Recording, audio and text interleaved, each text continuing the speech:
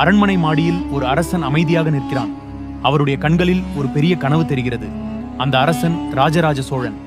அவர் நினைத்தது ஒரு சாதாரண கட்டிடம் அல்ல. சில நாட்களில் வேலை ஆரம்பமாகிறது. தொலைதூர மலைகளில் இருந்து பெரிய கற்கள் வெட்டப்படுகின்றன.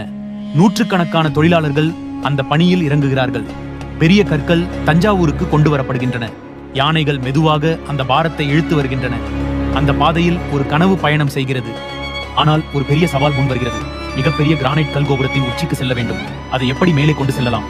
அப்போது ஒரு புத்திசாலியான தீர்வு கண்டுபிடிக்கப்படுகிறது. கோபுரத்தை நோக்கி ஒரு நீண்ட மண் ரேம்ப் கட்டப்படுகிறது. அந்த ரேம்பின் மீது ஒரு பெரிய வட்டமான கிரானைட் கல் வைக்கப்படுகிறது. நூற்றுக்கணக்கான தொழிலாளர்கள் கயிறுகளால் அதை இழுக்கிறார்கள். யானைகளும் அந்த பாரத்தை தள்ளி உதவுகின்றன. பல ஆண்டுகள் கழித்து அந்த கோயில் முழுமையாக நிற்கிறது. சூரிய ஒளியில் அந்த கோபுரம் பொன்னாக பிரகாசிக்கிறது. இன்று 1000 ஆண்டுகள் கடந்துவிட்டன. ஆனால் அந்த கோயில் இன்னும் கம்பீரமாக நிற்கிறது. ராஜராஜ சோழனின் கனவு காலத்தையும் கடந்து இன்று வரை வாழ்கிறது.